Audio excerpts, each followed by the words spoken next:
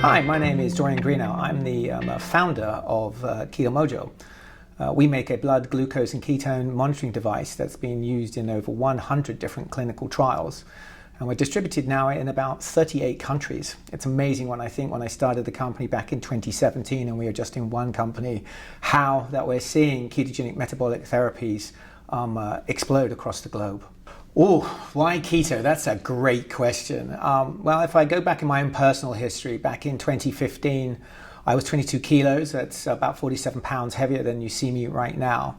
I was on antidepressants. I was spiraling through jobs. And a friend of mine said, you should try a ketogenic diet, because at that time I was doing a paleo diet.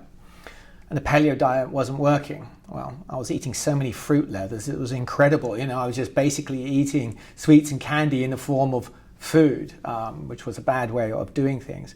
And so I went on a well-regulated ketogenic diet, and basically within 6 months I had lost all of the 22 kilos and I was off antidepressants in under a month, and this was a massive game changer. But at that time, testing was really expensive. In America, it was like $5 a strip, and when you look at it, you're like, why is this thing so expensive? So we set about finding an affordable solution to it, and it was test 3 times a day for less than the cost of a latte. And we launched the company, and within 9 months became the #1 selling ketone and glucose meter in America. So this is sort of like a double-edged sword, because you kind of like see where America is right now, and I would say America is maybe 6 to 10 years ahead of where I see the European Union. But if you're looking at the European Union, other areas are doing better than others. I still look at the medical community who look at it as a ketogenic metabolic therapy, and yet they don't seem to bother about it themselves until they get that type 2 diabetes diagnosis, or maybe until they get that cancer treatment. And one would wonder whether or not the medical community should really say, hey, it starts with us here. Why do we go to hospitals and see atrocious foods? And when you look at ketogenic metabolic therapies, it's not just cancer, it's polycystic ovarian syndrome. We're seeing it happen in metabolic psychiatry, type 2 diabetes reversal, hypertension. We're involved in over 100 different clinical trials. How much evidence is necessary to get the single payer health systems within the European Union to listen up and change? If we look at the work of Dr. Unwin at the Public Health Collaborative in the UK, he showed in his practice, just for type 2 diabetes, that the money that had been saved on medications, if it was replicated out throughout the whole of the UK, would be enough money to build a new hospital every year. And so when we look at the cost of non-communicable diseases in society, we can do something about it. The evidence is there. And yet somehow we haven't got the willpower within these different organizations and guilds that are governing medicine. If you look at all the feasibility studies that have been done for a ketogenic diet through multiple different disease states, everybody basically says it is safe, it is effective, and any of the smaller issues, the so-called keto flu, well, that's just usually an electrolyte imbalance within the body, potassium, magnesium, salt, and other trace minerals and the like needed on that. And so I think it's something that can easily be implemented with nutritionists. You don't need a highly trained doctor to be doing this. It's a waste of their time. Now, certainly we need to have physician oversight if you have drug involved, especially if somebody has comorbidities, maybe on SGLT2 inhibitors or the like in that, absolutely, because a well-formulated ketogenic diet is prescription strength, and it can have profound effects in a very short amount of time. This is what we see in type 2 diabetes, where deep prescription is required. So yes, I think you can have physician oversight, but the real work needs to be done by the nutritionists and the coaches. And quite also, we can bring in the lived experience. We're seeing this happen in metabolic psychiatry, where somebody who's already been through it, understands all of the challenges that a family might experience, they can be there to help and give support. And so when you have this community support, along with nutritional support, with physician oversight, you can actually scale massively. And this is what we've seen the work done by Virta Health in the United States, who are now the #1 type 2 diabetes reversal company globally. So the future of utilizing ketogenic metabolic therapies, I think how I see it changing across the globe is the intersection of remote patient monitoring versus an episodic method of care. I mean, if we look at the standard of care that is done in most countries, it is you go on in and see the doctor. They have that 5 minutes with you, and then that doctor has just like appointment after appointment after appointment. But if you're using a remote patient monitoring methodology, you can actually triage in real time and give the services as to those who need them more than those who can actually do it themselves. With the ability to have resources, how-to guides, products readily available, and we're seeing more products come into the market of good quality. I mean, I'm a bit of a jerfer. What's the jerfer? Just eat real food. And I think we should see real foods in the products that we are actually giving to patients and clients.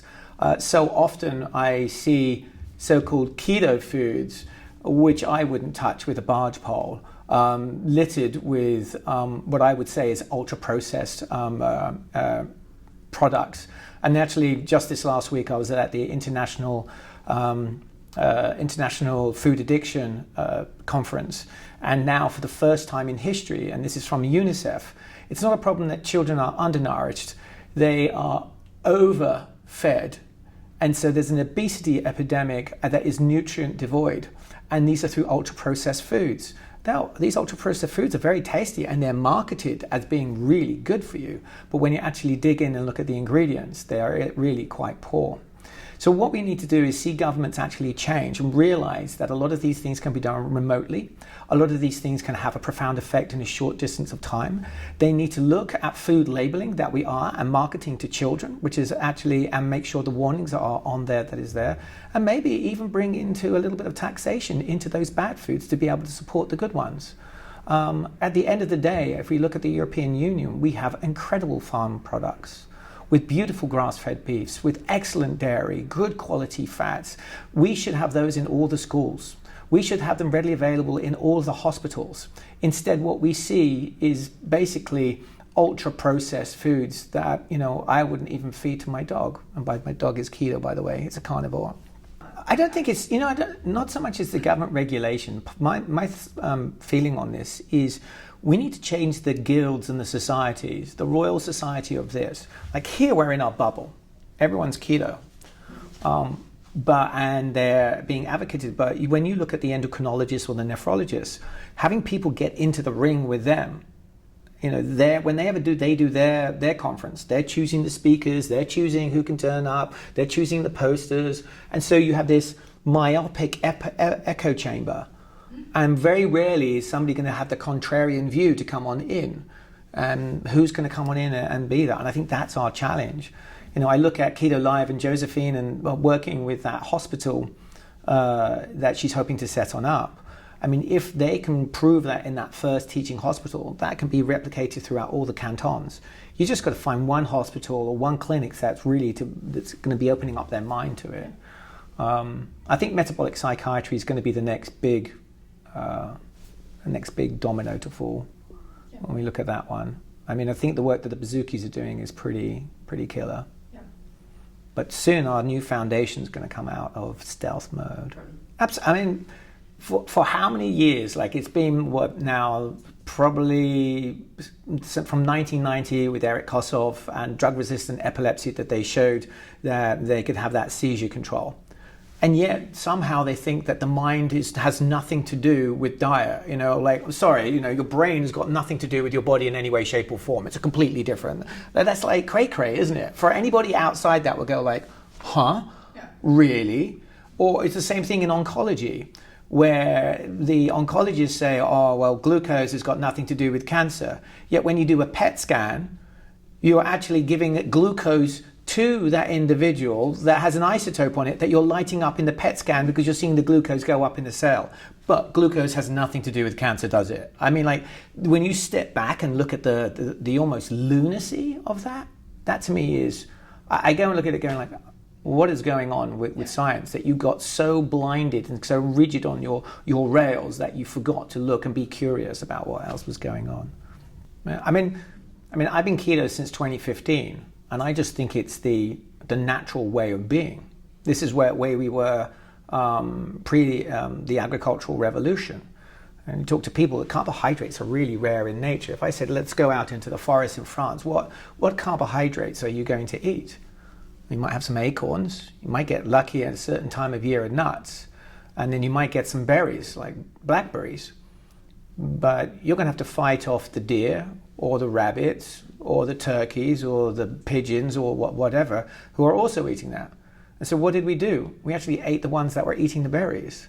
And that's how we lived for millennia. And so you kind of like look at society now with, especially in the UK and America, 60% is ultra-processed foods. And we look at the anger that is in society.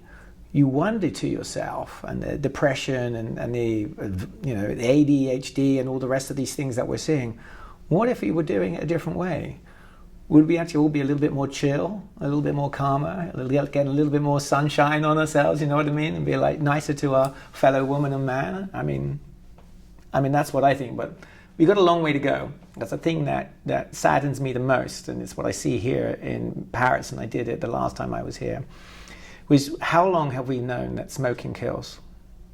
And when you sit down in a wonderful Parisian brasserie, and you want to watch the world go by, and then somebody start smoking a cigarette right next to you. As a Californian, that to me is weird, because you cannot even smoke outside a restaurant. You cannot smoke outside the entrance to a building. And that policy has diminished significantly the smoking rates in California. So if we've known that for so long, how are we going to convince people of the impact of carbohydrates and the impact of glucose?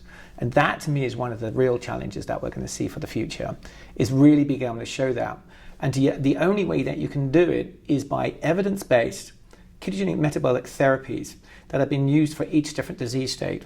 And as we tick off each of those boxes for each of the disease states, maybe one day people might go, maybe that chocolate cake's going to have a bit of an impact. And maybe I'll skip that and have some good fromage.